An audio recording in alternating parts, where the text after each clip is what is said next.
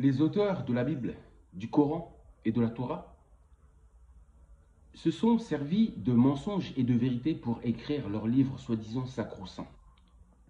Mensonges et vérités.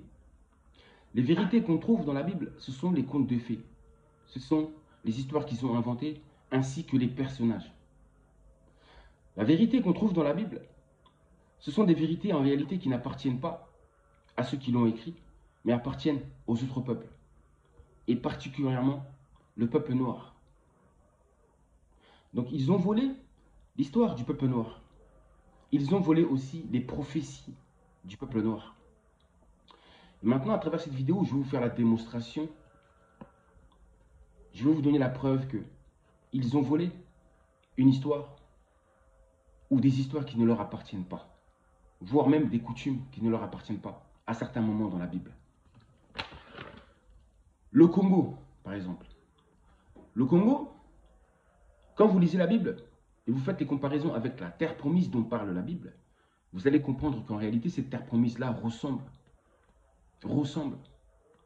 complètement au Congo, le pays que l'on nomme RDC, République démocratique du Congo. On comprend que le Congo correspond vraiment à cette description qui est donnée dans la Bible sur la terre promise. Maintenant, je vais vous dire pourquoi. Je vais vous donner des arguments efficaces et nécessaires. Et ces arguments, sachez-le, c'est la vérité. Faites vos recherches vous-même et vous trouverez. Vous tomberez sur la vérité. Et la vérité, je le répète encore, c'est Dieu lui-même. Car Dieu est l'esprit de vérité. Le Congo est la terre promise parce qu'elle est un scandale hydraulique. De par son abondance en eau, grâce principalement au fleuve Congo et ses affluents, donc un pays des fleuves selon la Bible. Un indice, déjà, pour commencer. 2. Un argument de plus. On dirait plutôt le premier argument, maintenant voici le deuxième.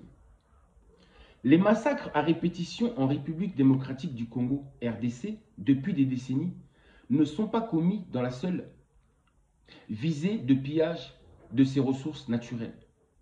Ils visent plutôt l'extermination du peuple congolais pour le remplacer.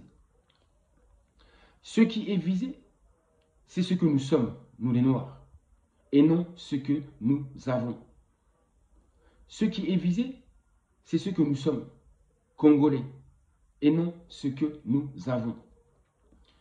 Les auteurs, y compris moi, soulèvent la question de l'identité juive du peuple congolais et postulent que, de par ses caractéristiques physiques, telles que décrites dans la Bible, le Congo est bel et bien la terre promise. Nous refusons la thèse biblique et occidentale selon laquelle la terre promise est Canaan, donc la Palestine actuelle. Nous nous basons sur les attributs de la terre promise. Il est dit que c'est une terre pleine de rivières. Et ce n'est pas le cas pour la Palestine, mais plutôt le cas pour le Congo. Je le répète, une terre pleine de rivières. Il est dit aussi ceci. C'est une terre qui devait recevoir la descendance nombreuse d'Abraham. D'Abraham, comme les étoiles du ciel. Comme les étoiles du ciel. La descendance d'Abraham. Moi, je vous dis qu'Abraham n'a pas existé. Que ce sont des personnages qui ont été inventés. Mais, quand même, par rapport à cette histoire, la Bible dit bien que c'est une terre qui devait recevoir la descendance nombreuse d'Abraham, comme les étoiles du ciel. Donc, vous n'allez pas prendre cette phrase mot pour mot, mais on va plutôt expliquer ce qui est derrière ça, je vais vous expliquer. Ce que je veux dire par là, c'est que quand on dit que c'est une terre qui devait recevoir la descendance nombreuse d'Abraham, comme les étoiles du ciel, une descendance nombreuse comme les étoiles du ciel, une grosse population. Et quand on observe la Palestine, qu'est-ce qu'on observe? On observe que la Palestine est trop petite pour recevoir une telle population, une population aussi nombreuse. La Palestine est trop petite, tandis que l'Afrique n'est pas trop petite, et le Congo non plus. La terre promise est le pays, comme il est écrit dans la Bible, la terre promise est le pays où coule le lait et le miel. Or, la Palestine est un désert. et qu'il n'y pleut pas du tout. Pas souvent, pas souvent, pas souvent. C'est un désert en réalité. Donc ce n'est pas dans un endroit où il pleut. La terre promise est un pays montagneux, tout comme la République démocratique du Congo. La terre promise est un pays montagneux où il y a les minéraux, dont l'or et le cuivre. En Palestine, il n'y a pas de minerais. Donc, la terre promise n'est pas Palestine, ne peut pas être Palestine. Vous avez vu? Tout ça, ce sont des mensonges. Ils ont volé une histoire qui ne leur appartient pas, un titre qui ne leur appartient pas. Mais à force de faire cela, un jour, ils se font attraper. Parce qu'on ne peut pas cacher la vérité. On peut mentir un temps, mais ça se termine toujours un jour. Un jour, on finit par découvrir la vérité. Et voilà ce qui se passe à travers cette vidéo-là. On nous fait croire que Palestine est la Terre Sainte. C'est faux. Donc en réalité, ils se battent pour une Terre Sainte qui ne l'est même pas. Ils se battent pour une terre qui n'est pas sainte. Ils sont dans le faux. Mais que la vérité les libère. Moi, j'aime tout le monde. Et je veux juste que la vérité vous libère. Parce que le mensonge, ce n'est bon pour personne. L'ignorance non plus. La République démocratique du Congo est la terre promise. D'abord parce qu'elle est un scandale hydrographique de son abondance en eau. Grâce principalement au fleuve Congo et ses affluents, comme je vous l'ai dit auparavant.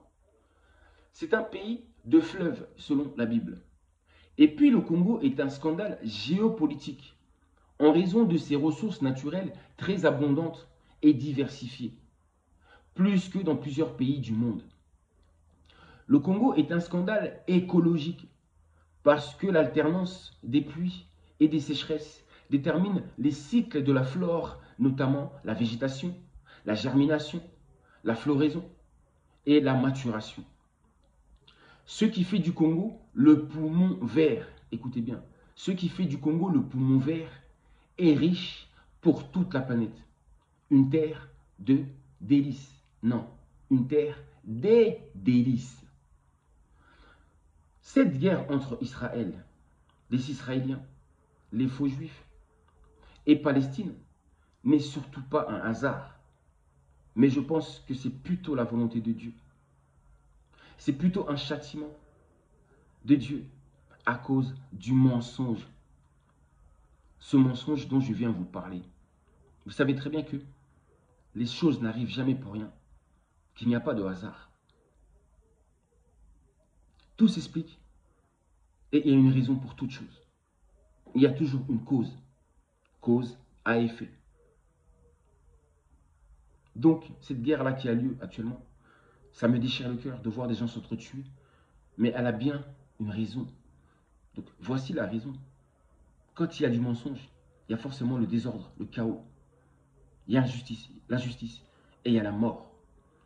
Mais là où règne la vérité, il ne peut pas avoir de conflit, de problème. C'est la paix, l'harmonie qui y règne. Voici encore un exemple. Observez bien.